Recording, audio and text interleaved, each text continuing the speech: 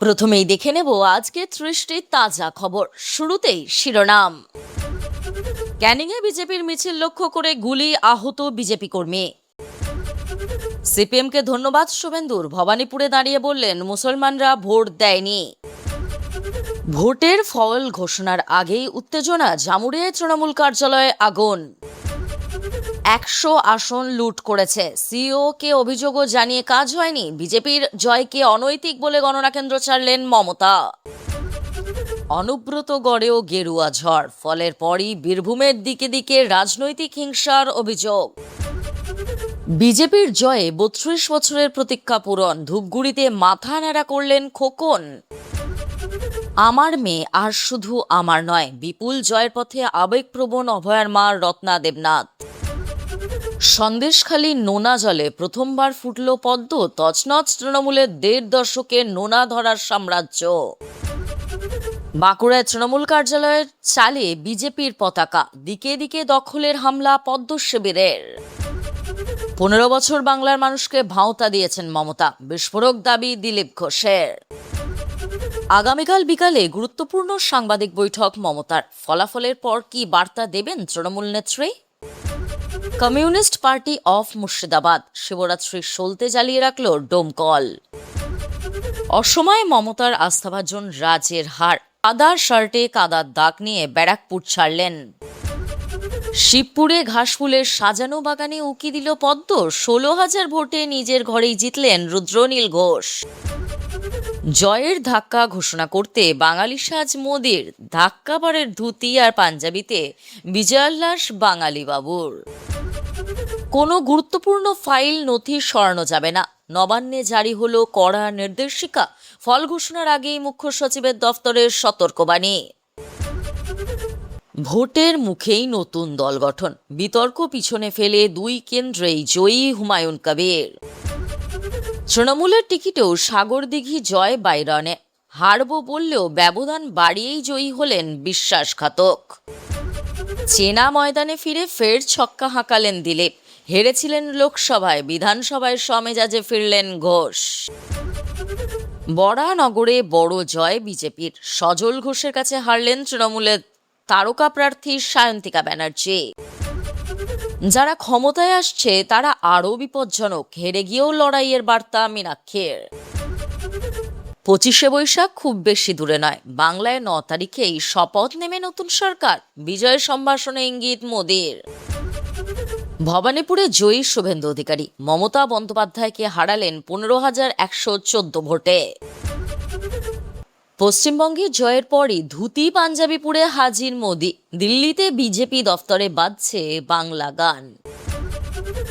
চোর চোর স্লোগান, অভিষেককে দেখে টিএমসির ভরাডুবি নিয়ে কি বললেন তিনি? এছাড়াও রয়েছে আরো বেশ কিছু গুরুত্বপূর্ণ খবর। পুরো বিস্তারিত জানতে ভিডিওটি শেষ পর্যন্ত শুনুন। ভোট গণনার শেষে গুলি চলল রাজ্যে, দুষ্কৃতীর গুলিতে আহত বিজেপি কর্মী, তার হাতে গুলি লেগেছে, তিনি হাসপাতালে চিকিৎসাধীন। সোমবার সন্ধ্যায় ঘটনাটি ঘটেছে দক্ষিণ 24 পরগনার ক্যানিংয়ের দিঘির পাড় এলাকায়। ঘটনার পর পুরো এলাকা ঘিরে ফেলেছে কেন্দ্রীয় বাহিনী। বিজেপি অভিযোগ তৃণমূলের দুষ্কৃতীরা গুলি চালিয়েছে, শুরু হয়েছে তল্লাশি। ঘটনায় ব্যাপক চাঞ্চল্য এলাকায়। পুলিশ সূত্রে জানা গিয়েছে আহত বিজেপি কর্মীর নাম অর্কদীপ বোস, বয়স 22 বছর। রাজ্যে বিজেপি ক্ষমতায় আসার আনন্দে ক্যানিংয়ের দিঘির পাড় এলাকায় মিছিল করছিলেন বিজেপি কর্মী সমর্থকরা। সেই সময় তাদের লক্ষ্য করে গুলি চালানো হয় বলে অভিযোগ। বিজেপির কর্মী অর্কদীপের হাতে গুলি লাগে, তাকে রক্তাক্ত অবস্থায় নিয়ে যাওয়া হয় হাসপাতালে, তিনি সেখানেই চিকিৎসাধীন। বিজেপির অভিযোগ তৃণমূলের দুষ্কৃতীরা গুলি চালিয়েছে। ঘটনার পর সঙ্গে সঙ্গে ছুটে আসে পুলিশ ও কেন্দ্রীয় বাহিনীর জওয়ানরা। ঘিরে ফেলা হয়েছে গোটা এলাকা, চলছে তল্লাশি, এখনো কাউকে গ্রেফতার করা হয়নি। উল্লেখ্য, ক্যানিংয়ের দিঘির পাড় ক্যানিং পশ্চিম বিধানসভার অন্তর্গত। এই বিধানসভা জিতেছেন তৃণমূল প্রার্থী পরেশরাম দাস, তিনি 1,20,548 ভোট পেয়েছেন। দ্বিতীয় স্থানে রয়েছেন বিজেপির প্রশান্ত বাইন।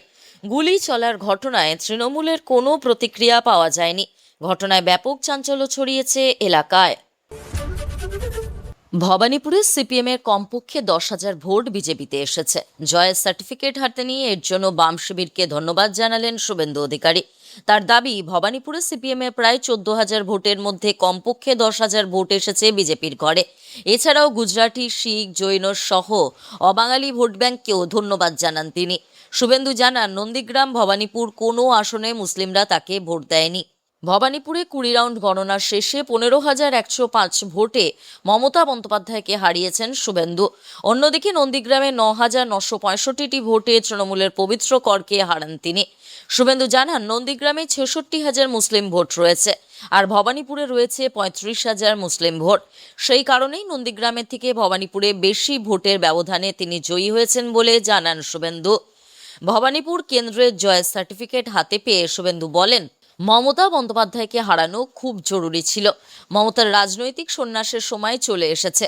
21-এ নন্দীগ্রামের পর 26-এ ভবানীপুরে 15,000-এর বেশি ভোটে হারলেন তিনি।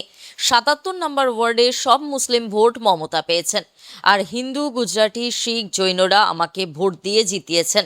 এই জয় হিন্দুত্বের, এই জয় বাংলা ও নরেন্দ্র মোদীর জয়। পাশাপাশি শুভেন্দু জানান, চেতলায় বাঙালি হিন্দুরা তাকে ঢেলে ভোট দিয়েছেন। এছাড়াও সিপিএমের হিন্দু ভোটাররাও বিজেপির ভোট দিয়েছে। ভবানীপুরে বামেদের 14,000 ভোটের মধ্যে কমপক্ষে 10,000 ভোট তিনি পেয়েছেন। এরপরেই সিপিএমের ভোটারদের ধন্যবাদ জানান তিনি। ভোটের চূড়ান্ত ফলাফল ঘোষণার আগেই রণক্ষেত্রের চেহারা নিল পশ্চিম বর্ধমান জেলার জামুরিয়া। সোমবার দুপুরে জামুরিয়া চুরুলিয়া এলাকায় তৃণমূল কংগ্রেসের একটি কার্যালয়ে আগুন লাগানোর ঘটনাকে কেন্দ্র করে ব্যাপক উত্তেজনা ছড়ায়।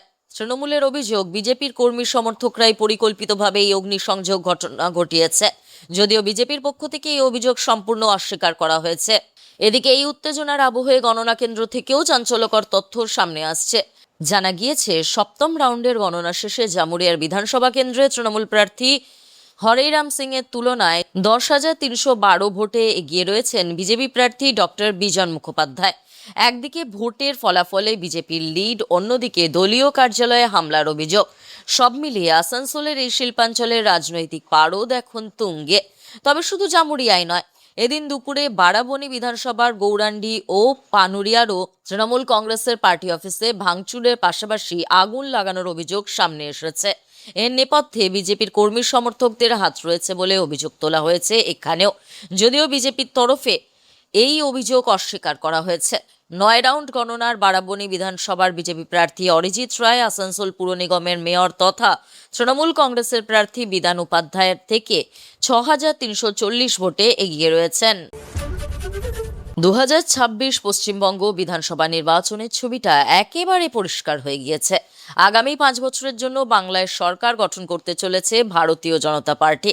প্রায় 15 বছর পর বাংলার রাজনীতিতে পরিবর্তনের রং দেখতে পাওয়া গেল। খুব স্বাভাবিকভাবে এই জয়ে খুশি হতে পারেননি তৃণমূল কংগ্রেস সুপ্রিমো মমতা বন্দ্যোপাধ্যায়। তার অভিযোগ, এই বছর বাংলার ভোট লুট করা হয়েছে।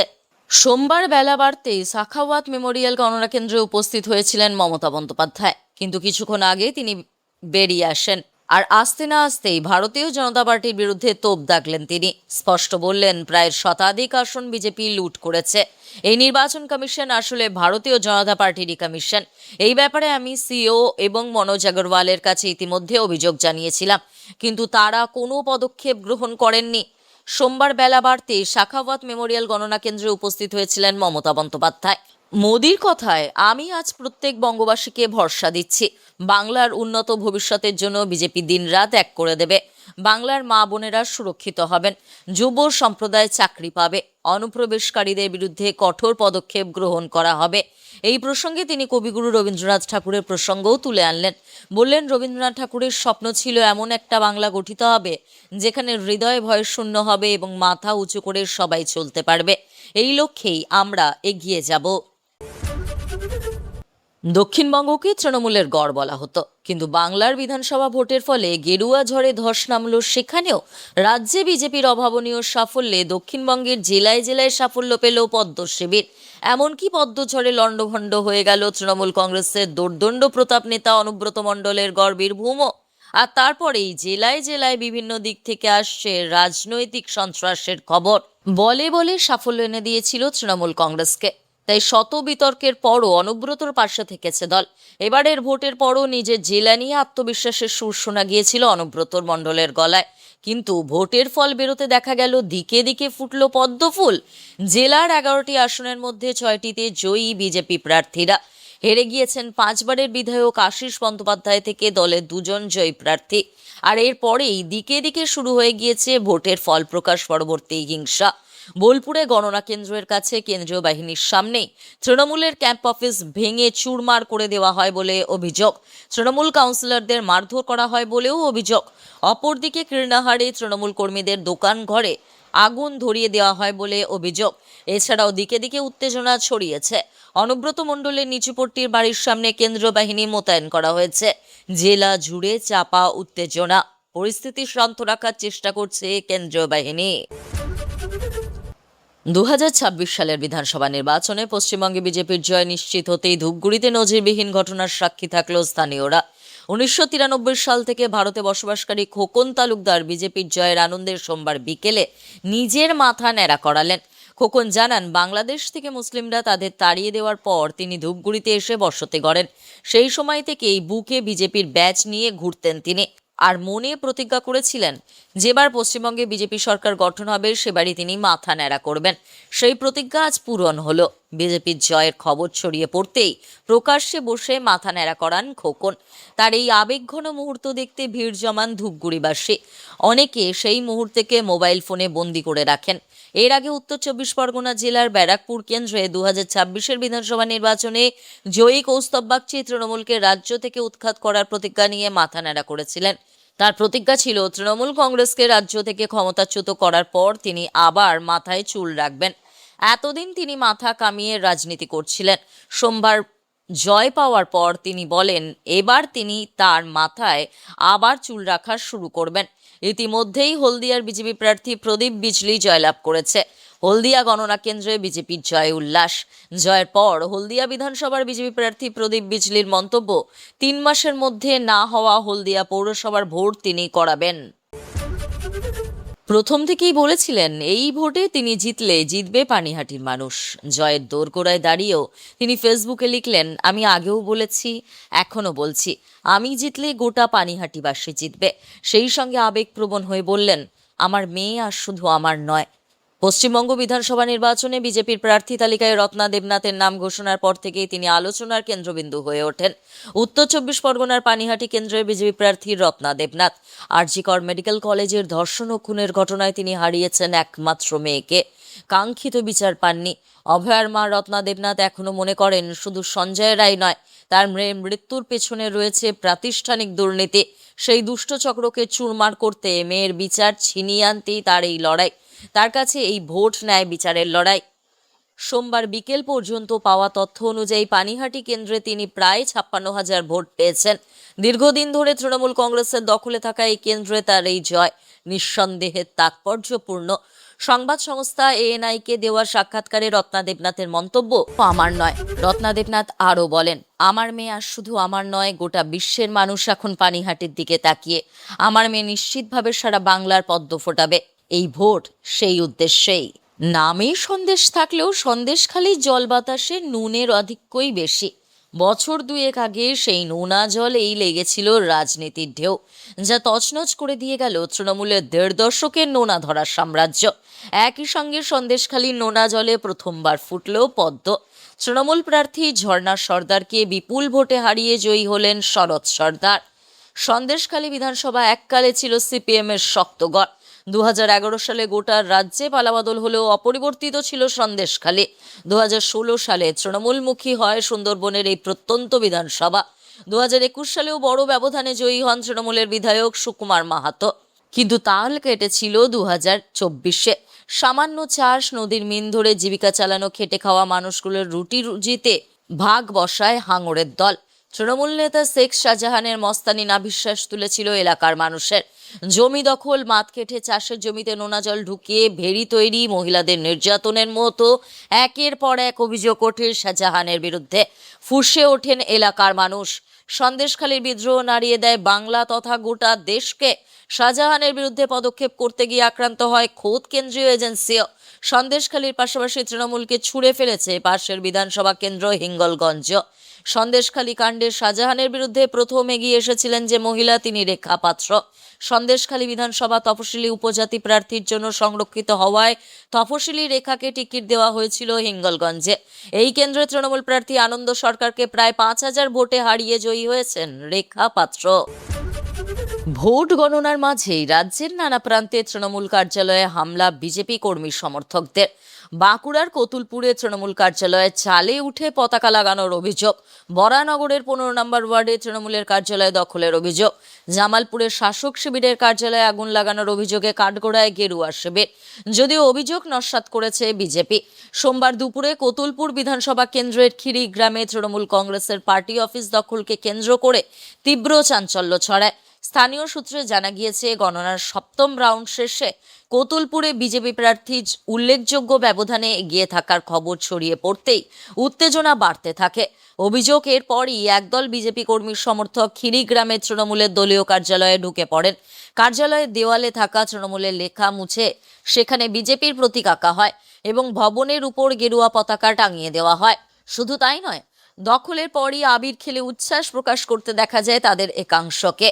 এদিকে তখনও বিষ্ণুপুরের কেজি ইঞ্জিনিয়ারিং ইনস্টিটিউট গণনা প্রক্রিয়া চলছিল। ফলে ফল ঘোষণার আগেই এই ধরনের ঘটনায় রাজনৈতিক মহলে তীব্র প্রশ্ন উঠেছে। তৃণমূল কংগ্রেসের স্থানীয় নেতৃত্বের অভিযোগ, পরিকল্পিতভাবে গণনা চলাকালীনই দখলদারি চালানো হচ্ছে। এর ফলে এলাকায় অশান্তির পরিবেশ তৈরি হতে পারে। যদিও বিজেপির পক্ষ থেকে পাল্টা দাবি, মানুষের রায় আমাদের পক্ষে যাচ্ছে বলেই কর্মী সমর্থকদের স্বতঃস্ফূর্ত উচ্ছ্বাস দেখা যাচ্ছে। এর সঙ্গে দখলদারির কোনো সম্পর্ক নেই। ঘটনার জেরে এলাকায় পুলিশ মোতায়েন করা হয়েছে। প্রশাসন সূত্রে জানা গিয়েছে, পরিস্থিতি আপাতত নিয়ন্ত্রণে থাকলেও উত্তেজনা রয়েছে। উল্লেখ্য, ভোট পরবর্তী সময়ে রাজনৈতিক দখলদারির অভিযোগ নতুন নয়। অতীতেও রাজ্যের বিভিন্ন প্রান্তে এমন ঘটনার সামনে এসেছে। তবে গণনা শেষ হওয়ার আগেই কতুলপুরের এই ঘটনাকে ঘিরে প্রশাসনের ভূমিকা ও আইন শৃঙ্খলা রক্ষার প্রশ্নে নতুন করে বিতর্ক দানা বাঁধছে। সময় যত এগোচ্ছে ততই আগামী 5 বছর কোন দল বাংলাকে শাসন করবে তা স্পষ্ট হয়ে যাচ্ছে। এখনো পর্যন্ত ভারতীয় নির্বাচন কমিশনের সরকারি পোর্টাল অনুসারে সর্বভারতীয় তৃণমূল কংগ্রেস যেখানে 93 আসনে এগিয়ে রয়েছে, ঠিক সেখানেই ভারতীয় জনতা পার্টি অর্থাৎ বিজেপি লিড নিয়েছে 194 আসনে। রাজনৈতিক মহলের একাংশ মনে করছেন, এবার হয়তো বাংলা মসনদের ক্ষমতার হাত বদল হতে চলেছে।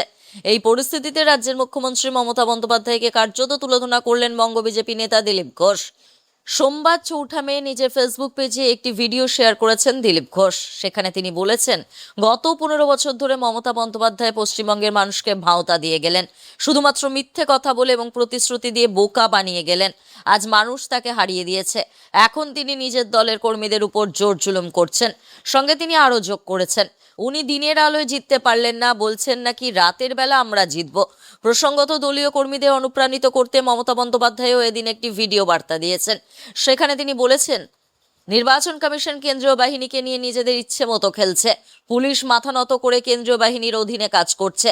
তার দাবি, এখনো এমন 70-100টি আসন রয়েছে যেখানে তৃণমূল নিশ্চিতভাবে জিতবে, কিন্তু সেই তথ্য এখন গোপন রাখা হচ্ছে। এরপর এজেন্ট ও কর্মীদের ভয় না পাওয়ার পরামর্শ দিয়ে মমতা বলেন, মন খারাপ করার কিছু নেই। 3-4 রাউন্ড গণনা মানেই হার নয়। 17-18 রাউন্ড পর্যন্ত অপেক্ষা করুন। আমি বলেছিলাম সূর্যাস্তের পর আপনারা জিতবেন, সেটাই হবে। তার চূড়ান্ত বার্তা, আমরা বাঘের বাচ্চার মতো লড়াই করে যাব।